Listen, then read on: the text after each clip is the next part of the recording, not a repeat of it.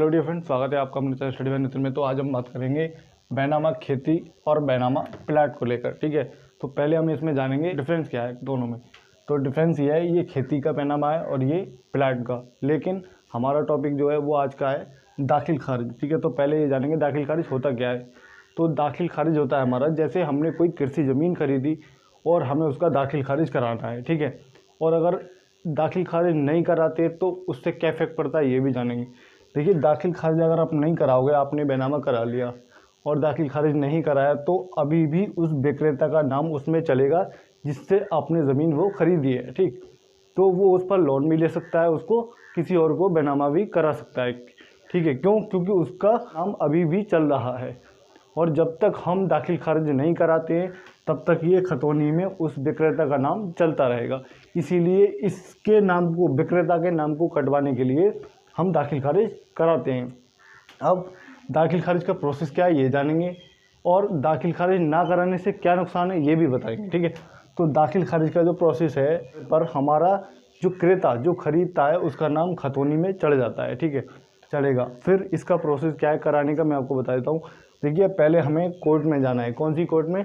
पहले हम कोर्ट में जाएंगे। कौन सी कोर्ट में जाएंगे? तहसीलदार कोर्ट में। ठीक, तो तहसीलदार कोर्ट में जाके हमें क्या करना है, दायरा रजिस्टर, वहाँ पे एक रजिस्टर होता है दस्तावेज जो कि उसका नाम होता है दायरा रजिस्टर। ठीक है, तो उसको दायरा रजिस्टर में देखेंगे और हमें देखना क्या है उसमें, बैनामा दिनांक। ठीक है, सबसे लास्ट वाले पेपर पर बैनामे के ये एक डेट होती है लिखी हुई जो कि बैनामा की डेट होती है। ठीक, तो उस डेट को देखना है और उस डेट से क्या करना है, हमें दायरे रजिस्टर में वो डेट देखनी है, वो डेट कहाँ से स्टार्ट है। ठीक, कहाँ लिखी हुई है। फिर वहाँ से हमें आगे क्या करना है, उससे आगे हमें गांव सेलेक्ट करना है, मतलब कि गांव देखना है कि वह हमारा कौन सा गांव है जिस कृषि आराजी का हमने बैनामा कराया है। ठीक, वो गांव देखेंगे। उससे नीचे आके हमें क्या देखना है, ये क्रेता विक्रेता, मतलब कि जिस क्रेता ने खरीदी है और जिस विक्रेता ने बेची है उन दोनों के नाम देखने हैं। ठीक है, तो हमें वहाँ गाँव से सिलेक्ट कर लेना है। अगर वो गाँव है तो क्रेता विक्रेता के नाम देखकर ही हम सेलेक्ट कर लेंगे ये हमारा ही बैनामा है। ठीक, का मैसेज आता है और वो बोलता है कि भाई मेरे बैनामे को 66 दिन हो चुके हैं। ठीक, और अभी तक दाखिल खारिज नहीं का नोटिस नहीं आया है। तो मैं आपको बता दूं, नोटिस मैटर नहीं करता है कि अगर 66 दिन हुए हैं या 70 दिन हुए, नोटिस आया या नहीं आया। लेकिन आपको क्या है, 35 से 40 दिन के अंदर अंदर दाखिल खारिज करा लेना है। मैंने जो प्रोसेस बताया है वही दाखिल खारिज का प्रोसेस है। लेकिन इसमें अगर कोई पत्रावली वहाँ कोर्ट में नहीं है और चली गई है तो उसका प्रोसेस जाने क्या है, ऊपर जाकर पत्रावली कोर्ट से चली जाती है। ठीक, दाखिल दफ्तर हो जाती है।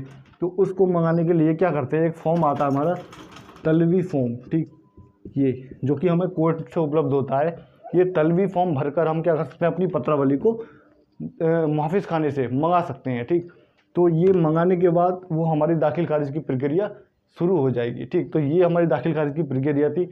और मैं आपको बता देता हूँ, अगर प्लॉट के दाखिल खारिज अक्सर नहीं किए जाते हैं और जो कराना चाहें उसका हो भी जाता है। ठीक है, तो आमतौर पर प्लॉट के दाखिल खारिज बहुत कम होते हैं और जिसको सर्टिफिकेशन नहीं है वो अपना करा भी लेता है। ठीक है, तो ये इतना मैटर नहीं करता है। लेकिन अगर आपकी कृषि भूमि है तो आपको दाखिल खारिज कराना ही होगा। ठीक है, प्रॉब्लम आती है तो मेरे यूट्यूब चैनल पर आप कमेंट करें, मैं रिप्लाई ज़रूर करूँगा। वीडियो अच्छी लगी तो लाइक करें, शेयर करें, कमेंट करें, चैनल को सब्सक्राइब करें। धन्यवाद।